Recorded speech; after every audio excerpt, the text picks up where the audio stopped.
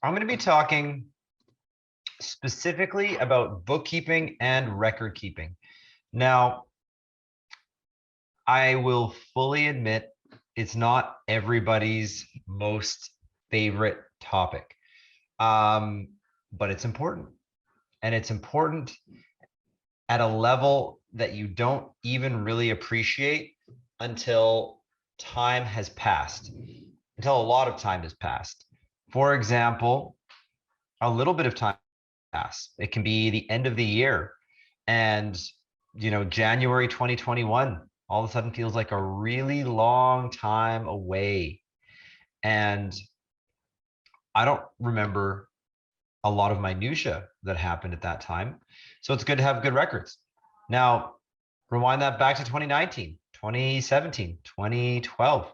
I have properties that I've owned since 2007. I don't necessarily remember all the stuff that happened that far back. So there's two real elements to what's going on here. Number one, we're really concerned about having all of the information that the CRA is going to need, that a potential buyer of a property when you go to sell it is going to need, that you're going to need for remembering what kind of repairs and maintenance have happened. And then number two, we want to make it easy to find that information.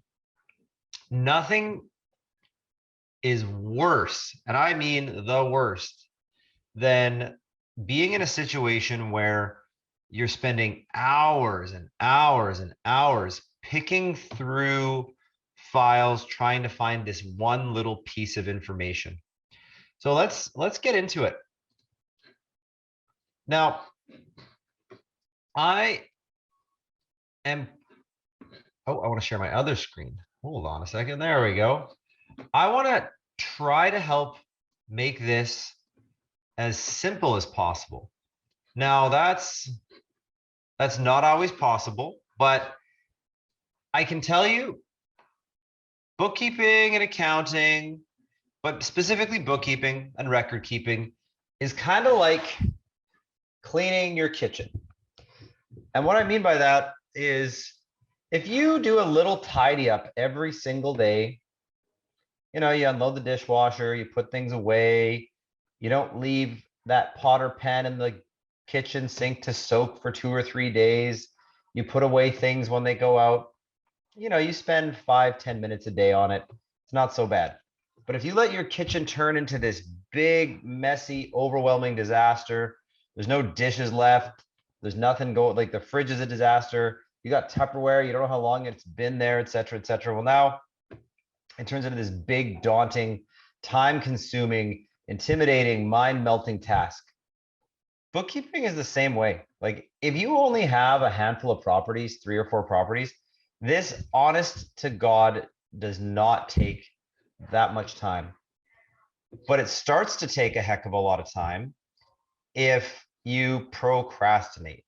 So I'm going to show you guys the system that I use to really stay on top of it. It's important to. Now, how many of you all remember back in the day who happen to be REIN members? That's pretty old school now. REIN's still around, but I think there are still people here who were part of REIN at some point or another. And I just want to give a shout out to an OG from REIN that some of you might remember, a guy named Russell Westcott. Give me a nod if you remember Russell. He did this presentation back when REIN had Quick Start and then the ACRES program called the Power Paperwork System. So the reason that it's kind of interesting is because it was a great system. He showed everybody how to create a system of folders to keep track of your records, to keep track of your bookkeeping, to make your life easier. Because it's easy to have a nondescript, messy pile of files when you have maybe one property. If you're the kind of person where the desktop on your laptop or home computer is just completely full of icons and the names of those files are nondescript, okay, you can kind of live in a little bit of chaos when you don't have a lot going on. But if you're genuinely interested in scaling your real estate business, in having lots of properties, in making your real estate portfolio something fantastic, well, you're not going to be able, you're going to handcuff yourself, because at some point you're going to go to apply for a mortgage and your lender's going to ask for a whole bunch of information about your properties, and you're not even going to know where to start. You're going to have that big messy pile of chaos that you're going to have to pick apart, and you're handcuffing yourself. You can't get the next deal just by virtue of having a whole bunch of mess. So we don't want that to be you. We want this to be ready to rock, crisp, and ultimately something that just doesn't create stress. No stress. We don't want tax time to be stressful. We don't want filing your taxes to be stressful. We don't want talking to your accountant to be stressful. We don't want finding, for example, if you go to sell a property, we don't want finding your real property report to be stressful. No stress. So let's talk about the Power Paperwork system. A little shout out to, like I said, Russell. Back in the day, he showed us how to label our paper files and put them in a filing cabinet and be on point and organized, which was great. There's our paper files. The thing about paper files is they take up a lot of space. To talk about what we're talking, they take up a lot of real estate. They take up space in your home or your storage facility or whatever.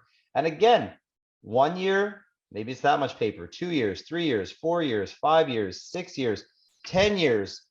Oh, you own 5, 10 properties. Well, oh my gosh, now you have a pile of paper that actually looks like this. That's the number one downfall of paper is it takes up a lot of space. Second downfall of paper is even if your paperwork is meticulous, it's still very, very time consuming to go through the index to find what you need to find. You're literally like pulling paper files, picking through sheets of paper, looking at envelopes, pulling things out of envelopes. Like even the most well-crafted and well put together paper systems are a real pain in the butt to search through. And the more years that go by, the more difficult they are to search. Another thing about paper is it's flammable, or it's not waterproof, or it's susceptible to all kinds of damage and otherwise weathering. So if you like this entire stack of paper represents your portfolio, your livelihood, your business. There's value in this. If you lose paperwork or you lose important files, you could be missing out on tax rebates. You could be missing out on the opportunity to earn more money and maximize the value of your portfolio when you liquidate. We don't want that. So if you lose it because of a disaster or a move gone wrong or a fire or some water damage, or a little mouse gets in there and decides that all this paperwork of yours is a really good warehouse of material to use for their nest or whatever, that's not good. So what we've got here, what we've got here is a happy little cloud. Now, a happy little cloud is cloud computing. Cloud computing is not a new concept. So if you are listening to me talk about cloud storage and you're like, that sounds like a bunch of NFT crypto mumbo jumbo, you really need to figure this one out, because this is not a new concept. Cloud computing has been around for the better part of a decade. It's very important to figure this out. What cloud computing means is just simply that your electronic files exist on a server online as opposed to on the hard drive on your computer. So if you are still storing sensitive files on your hard drive, well, that's just 1 degree of separation away from this paper file that could have a problem. Oops, I lost my laptop. Oh, my hard drive got fried. Oh, there was a power surge. Oh, my adorable child spilled their sippy cup all over my hard drive. Data gets lost, and that sucks. So the nice thing about having a cloud drive is, like, I could take my laptop and throw it off a bridge and watch it explode when it hits the ground, and then go buy a new laptop and then put in my login information, and all my files will be there ready to go without skipping a beat. Very, very important to do that. So that's the next element of being really, really successful with your files, is not only we're going to do electronic file keeping, we're going to keep it on a cloud. So let's start getting into some demo of what that looks like. So this is my desktop right here. You guys can all see that. And here's my happy little cloud image that I used. Look at that. He's so happy. Can't blame him. He's storing your files and he likes doing it. So let me just show you what that looks like. So here, right here, I've got my Dropbox. All my stuff goes in there. So I've got my personal taxes. I've got my bookkeeping. I've got all the photos from all the things that I've done, tenant files, et cetera, et cetera. So again, it looks just like the files that get stored on your hard drive, but they're in the cloud. So literally, I am logged into Dropbox. There's other clouds. There's iCloud. We've got, so this is my personal files. We have our Mogul files. Everything to do with the Mogul Realty business is in a SharePoint file, which is Office 365. I don't care what cloud you use, just get a cloud going. Okay, so step one, let's talk about your files.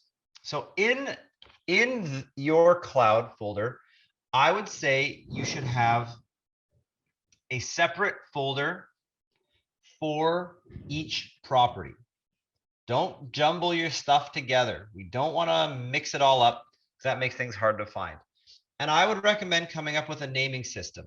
So the naming system I would recommend is, you can see right here, if this is really tiny, I apologize. It says property address, sample record keeping folder. So I'm going to rename it 123 54th Street. That's just 12345. Nothing too clever there. That way you can quickly, when you see a whole folder full of files, figure out which property you're looking at. Something else you might want to consider doing is, if you're the kind of person who indexes your portfolio growth chronologically, then I would put in, even, let's say that I acquired this in February of 2015.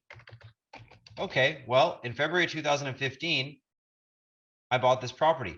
Why do I put the date in first? That way, when my computer auto sorts my information, it'll sort the oldest at the top, the newest at the bottom. That's just a suggestion. You don't have to do it chronologically. That's how I like to do it. So then we open this up and we've got our subfolders. So again, we want to make sure that you have everything to do with that folder or with that property in a folder structure. So building documents. This is where you put your real property report, copies of warranties, copies of instruction manuals. I would even put in invoices for any major upgrades that were given to you by the vendor of the property, that kind of stuff. Anything to do with the physical property. Next, your due diligence documents. So this would be like your building inspection report. Again, information given to you by the seller. Another thing you might want to do is, if you analyzed it using a spreadsheet, photos you took of the property. Again, these records are going to be memories that will evaporate as time goes on, and real estate is a long game. So all of that information is going to become very, very handy, in 5 years when you go to refinance, in 10 years when you go to sell, et cetera, et cetera. Legal, that's where I put the whole package from the lawyer, just all the closing docs. Purchase docs, this is where I put the purchase contract, amendments, waivers, basically all of the documentation associated with purchasing. And tenant files. So tenant files, I usually have the current, so this is if you're self-property managing. If you hire a property manager, then I put in property management information, like my contract with my property manager. So we've got Tyler here, or from Libertas Property Management. Just like with anything, you're going to have a service agreement with them.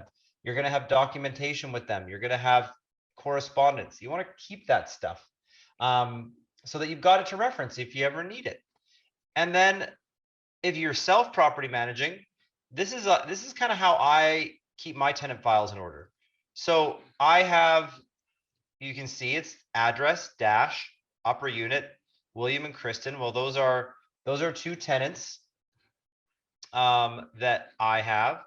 And so what I've got here, I've got their move-in information, and then dated by when they signed it, I've got their leases and any lease extensions. Now, these guys are my tenants during COVID, so I also gave them a rental deferral, so I have that in there as well. And then I've got all their move-in information. Again, it's just put together nicely and it's labeled specifically, because if you have a whole bunch of files that are like when you guys scan stuff, it assigns an alphanumeric number to that file, 1, 2, 3, 4, X, Y, Z, A, B, C, whatever, whatever. So it really, really pays to come up with a naming convention. And I really do highly recommend making your naming convention the date the thing happened, what the file is, and having the address. Those are 3 critical pieces of information. The date that the thing happened, what the thing is, the address of the property. Yeah, it's going to take a minute to type all that stuff in. But I'll tell you, it'll take a heck of a lot more time to dig through folder after folder after folder 6, 7, 8 years from now when you need this stuff. So you just right click, rename. And so I like to call this habit the clean while you cook way of doing things. This is just my personal like habit that I'm in. So when I cook in the kitchen, I don't amass a massive pile of dishes that fills the sink and just leaves the kitchen looking like a tornado went through it and then serve the meal. If I've got a frying pan that's got something simmering in it and I'm done using this flipper and this knife or this whatever, while it's simmering, I don't just sit there twiddling my thumbs. I clean those couple of items so that by the time I'm done cooking the meal, the kitchen's mostly clean. I'm wiping stuff that spills on the counter up. Again, as you go, you upload the file, you rename the file. You upload the file, you rename the file. Don't create a giant mess that you need to deal with later, because in your kitchen, a giant mess is pretty easy to figure out. That's a pan, I wash it, I put it in the drawer that it goes in. But a year from now, file XY23137-237 that I scanned, well, now I have to open that file, double click, open the file and look at it and figure out what it is and then close it and then rename it. Trust me, that's a pain in the butt. So step 1 of this is get your property file type. It's going to be very much to your benefit as you move forward. So let's get into the second piece of this here situation, which is really the focus of the presentation, which is our tracking. So track your income, track your expenses, track it monthly. So we're going to show you guys what that looks like. So this is the cook while you clean. Don't save it for the end of the year. Don't do it quarterly. The reason for that is I personally find I don't have the greatest memory personally, like my short-term memory, so, but I forget stuff. And when you've got a lot on the go, you're more prone to forget stuff. Don't beat yourself up over it. Just build a system to work with that fact. So what I'm saying is, if you track once a month, you just put a time in your calendar, you're really going to spend maybe 5 minutes per property. Now, why is that? Because your memory of what happened is still going to be fresh enough that you're not going to have to go back, cross-reference your bank statement, have a think, look at your texts, look at your email history, and put all this extra time and mental energy into figuring out what the heck this one receipt meant. It's an absolute mess to have to like backtrack and rethink and backtrack to rethink. So doing it monthly, I find, is the right amount of time to do it. And I promise you, this should not take more than about 5 minutes per property per month, as long as you're doing it monthly. It's really not that tricky. So let's get into a demo of how to put your folders together. Okay, so we've got our record keeping folder. I'll put that over there. We've got our tenant folder. I'll put that over there. Let's get into our sample bookkeeping folder. So this is how I get her done. So I go by, so the first thing I do is I make a folder by year, 2021, 2022, 2023 will come up next. Every year gets its own folder. And then every month gets its own subfolder. Now look at what I did here. I put 01 January, 02 February. Why did I do that? Because the way that your computer will index is that they will index them in numerical order. So 1 comes before 2, comes before 3. Now, if you don't do that, it's going to sort these files alphabetically, and then April and August will come first. Well, that sucks. That makes things confusing. So again, even though it takes an extra second to rename it 01.January, like, these are life hacks. These are little pro tips that you guys came to show up for. Like, this is the kind of common sense that isn't so common until you've made a boatload of folders and done a boatload of record keeping, and then you bump up against being like, well, crap, I really wish I had put those numbers in there. Now I have to go back and redo it and be confused by it. So a little pro tip. So that's number one. Number two, let's talk about how to save your specific transactions. So I would recommend date indexing everything. That's a fancy way of saying start with the date stamp. And the best way to do the date stamp is month dot date dot year. So I just grabbed a couple of receipts from a property from my bookkeeping folder from last year for illustration purposes. So this is all from January. So on January 20th, 2021, Butler Plumbing invoiced me for a thing.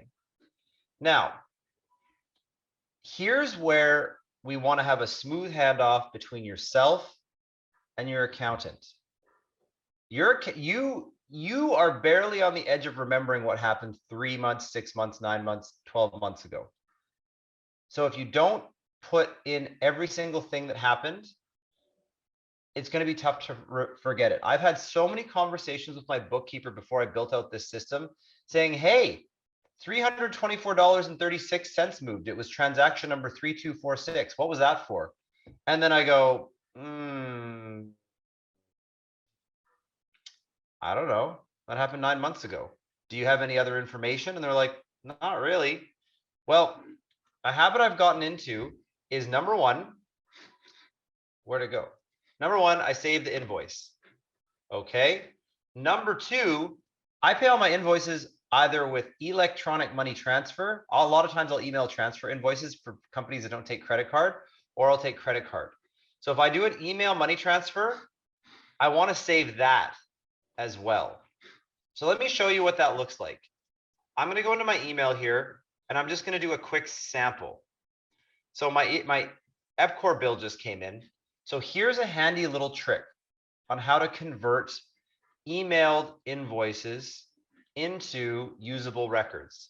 So you go File, Print, and then you drop it from the printer to print to PDF. And then, so you can see right here, this is a bookkeeping folder for one of the Mogul companies, date stamped, what it was for. So let's put this on the desktop. So I'm going to go, let's use today's date, 02-23-2022. See how fast that went? That was less than a second. And this is EPCOR bill -9708 158th Street. Okay, perfect. So when I do that, now I've created, where did it go? Now I've created a file that my bookkeeper can cross-reference. Perfect. So if we open our bank statement and see all this money moving around, every single money move that happens in your bank account should have a corresponding one of these guys. So let's say that you go to Home Depot and buy a thing.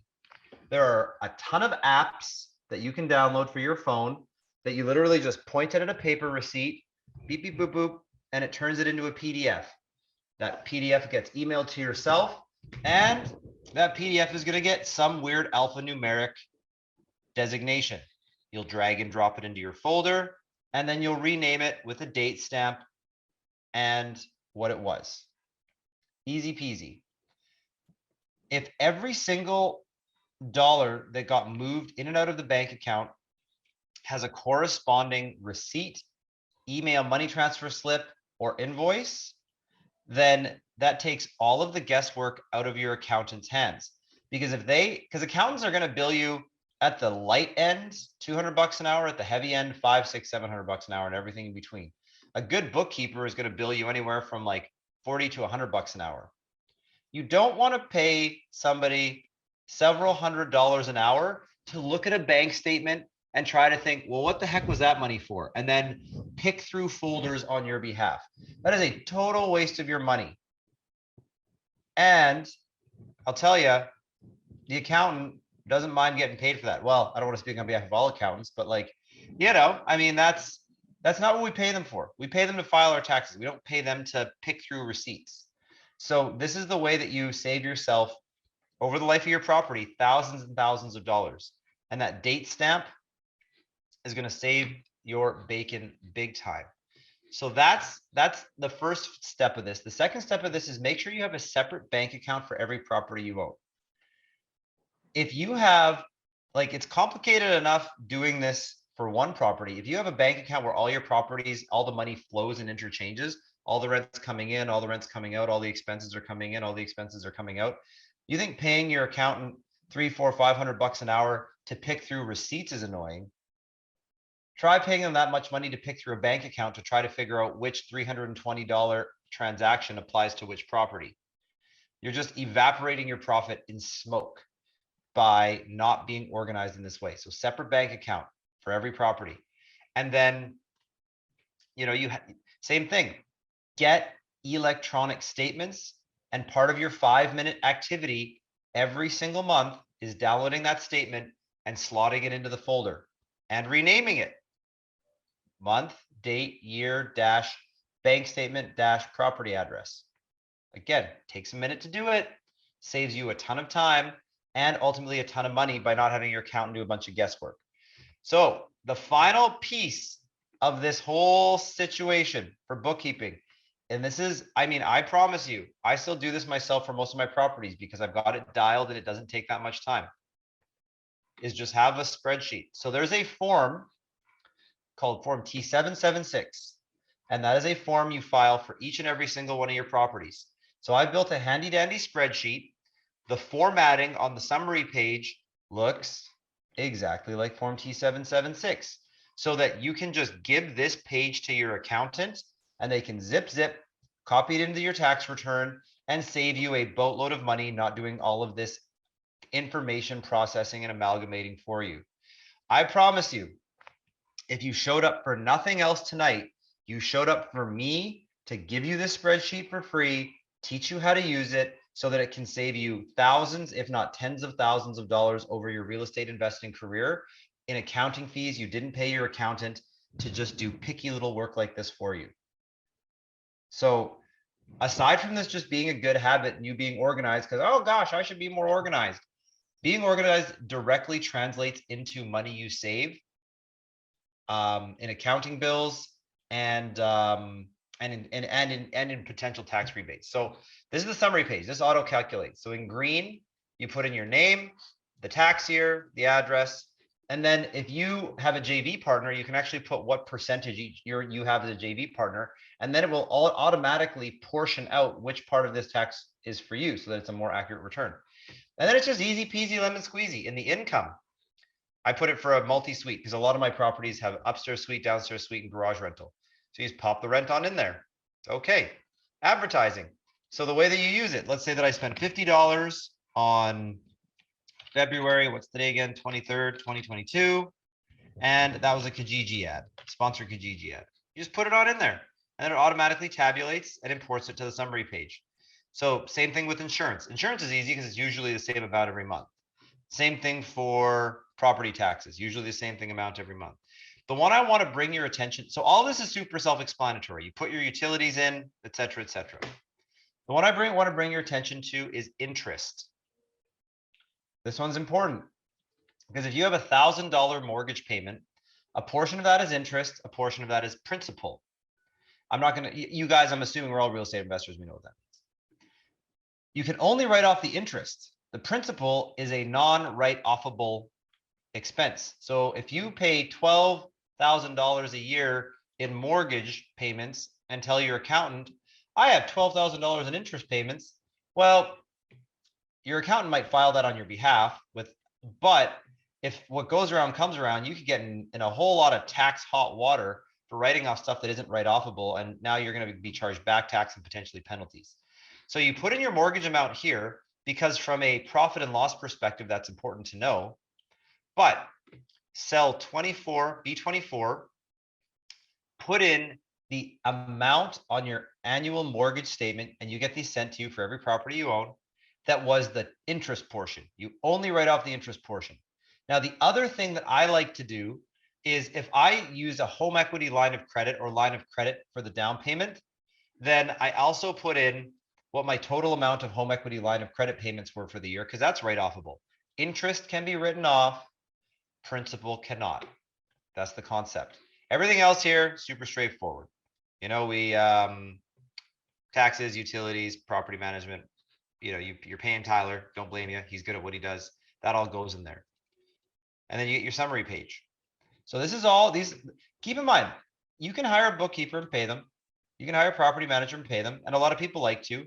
But a lot of these tools I'm showing you is to inspire you that doing it yourself isn't nearly as complicated or as intimidating as you may have made it out in your mind to be if you're following a very crisp labeling system, using a cloud drive, and then just using this basic spreadsheet. And I'll tell you, every accountant I've ever talked to, when I show them this page and I show them how it works, they say, thank you. That is exactly what we need to file your taxes quickly and efficiently. Perfect. Great. Love it. So if you want your accountant to love you, accountants that love you bill you less money. That's a nice little spin-off of making your accountant's job easier. You make their job easier by doing this. Great.